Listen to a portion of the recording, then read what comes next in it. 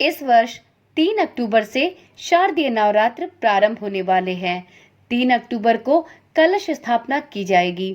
इस वर्ष पूरे 9 दिनों की नवरात्रि होने वाली है। 12 अक्टूबर को दशहरा यानी दशमी का पावन पर्व मनाया जाएगा। नवरात्रि में मां दुर्गा के 9 स्वरूपों की पूजा पूरी श्रद्धा भाव से की जाती है। नवरात्रि में कुछ विशेष नियमों का पालन करते हुए मां भगवती की आराधना की जाती है, जिससे माता की विशेष कृपा हम भक्तों पर बरसती रहे। मित्रों, आज की वीडियो में हम शारदीय नवरात्रि पूजा के सभी नियम विधियों के बारे में विस्तार से जानेंगे। तो यदि आप भी शारदीय नवरात्रि की पूजा से संबंधित कुछ विशेष नियमों के बारे में जानना चाहते हैं, जैसे बिना व्रत रखे कलश की स्थापना कर सकते हैं या नहीं, बाल किस दिन धोएं, क्या पीरियड में दुर्गा सप्तशती का पाठ किया जा सकता है, माता भगवती को इन 9 दिनों में भोग में क्या चढ़ाएं कि माता हमसे प्रसन्न रहें, अखंड ज्योति यदि इन 9 दिनों के अंदर बुझ जाए तो क्या कर सकते हैं, सप्तशती का पाठ शाम में या रात में किया जा सकता है या नहीं, अखंड ज्योति कैसे जलाएं, इसकी सही विधि क्या है, अखंड ज्योति मां के दाएं रखें या बाएं। इस प्रकार से अनेकों प्रश्न हैं जो इस वर्ष की नवरात्रि से जुड़े हुए हैं। तो यदि आप भी इन प्रश्नों का उत्तर जानना चाहते हैं तो वीडियो को पूरा देखें, इसे बीच में ही ना छोड़ें। तो देखिए, इस वर्ष 3 अक्टूबर से शारदीय नवरात्र प्रारंभ हो रहे हैं। इस दिन घट स्थापना का शुभ मुहूर्त होगा सुबह 6:15 से लेकर सुबह के 7:21 तक। मित्रों, यदि आप सुबह के इस मुहूर्त में घट स्थापना न कर सके तो आप इस दिन अभिजीत मुहूर्त में दोपहर के 11:46 से लेके दोपहर के 12:33 के भीतर भी घट स्थापना कर सकते हैं। तो चलिए वीडियो में आगे बढ़ते हुए कुछ प्रश्नों के जवाब भी जान लेते हैं। सबसे पहला प्रश्न है साफ सफाई को लेकर। मित्रों, कल से शारदीय नवरात्र प्रारंभ हो रहे हैं। ऐसे में महिलाओं के सामने सबसे बड़ा प्रश्न ये है कि बाल कब धोएं, क्योंकि आज पितृ विसर्जन है और कल बृहस्पतिवार पड़ने की वजह से बाल नहीं धोना चाहिए। तो आपको बता दें कि वार से बड़ा त्योहार होता है, तो यदि बृहस्पतिवार के दिन नवरात्र का पहला दिन पड़ रहा है तो आप बिना किसी झिझक के अपने बालों को धो सकते हैं, क्योंकि गुरुवार के दिन ही नवरात्रि का पहला दिन पड़ रहा है और नवरात्रि में बाल न धोने का कोई भी नियम नहीं है। तो आप बिना किसी दुविधा के बृहस्पतिवार का दिन पड़ने के बाद भी अपने बालों को धो सकते हैं। वैसे भी ये मान्यता है कि यदि गुरुवार के दिन लगातार 3, 5 या 7 गुरुवार को बाल धोए जाएं, नाखून काटे जाएं और गुरुवार के नियमों का पालन ना किया जाए तो विष्णु भगवान कुपित होते हैं।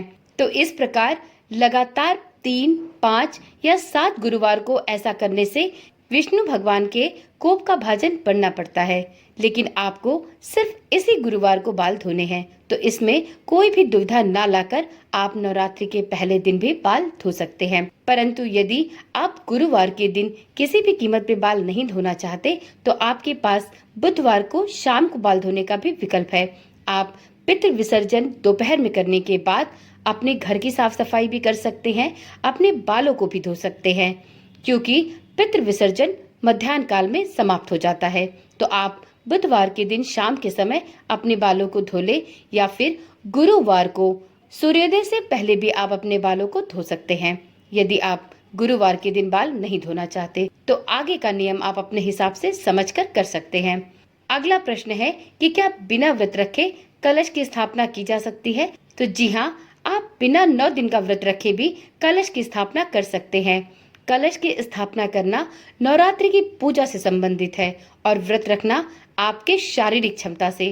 तो इसलिए अगर आप अपनी शारीरिक क्षमता के अनुसार व्रत रखने में या फिर नवरात्रि के 9 दिन का व्रत रखने में असमर्थ हैं, लेकिन आप कलश स्थापना कर कर माँ भगवती की पूजा आराधना 9 दिन तक विधि पूर्वक करना चाहते हैं तो आप बिल्कुल कलश की स्थापना कर सकते हैं। देखिए मित्रों, कलश की स्थापना जब की जाती है तो उसके साथ अखंड दीप भी प्रज्वलित किया जाता है और यदि आपने अखंड दीप प्रज्वलित किया है तो आपको 9 दिन तक इस बात का विशेष ध्यान रखना होगा कि अखंड दीप बुझने ना पाए।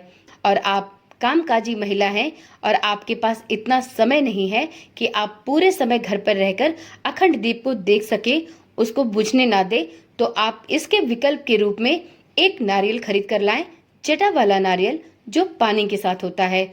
उस पे सबसे पहले मौली बांधे और उसके बाद सिंदूर का 5 या 7 टीका करें और उसके बाद उसे एक लाल रंग के वस्त्र में लपेटकर माता दुर्गा की चौकी पर स्थापित करें।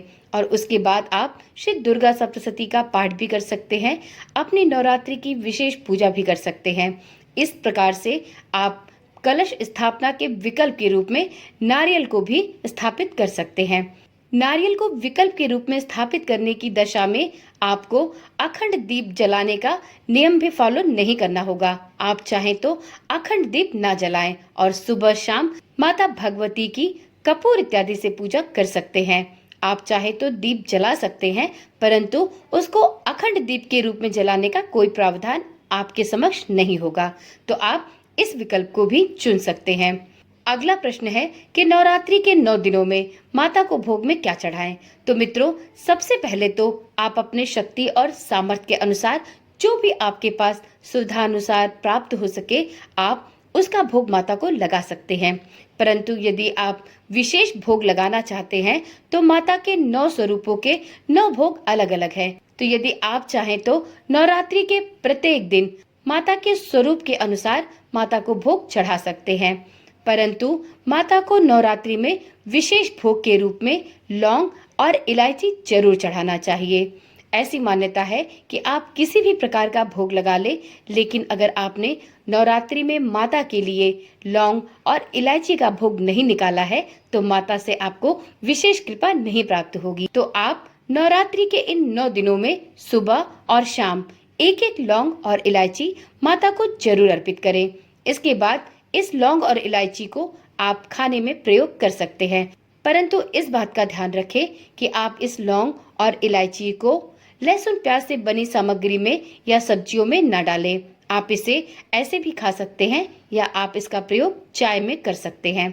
तो मित्रों, अगला प्रश्न है कि क्या सप्तशती पाठ रात में या शाम में किया जा सकता है?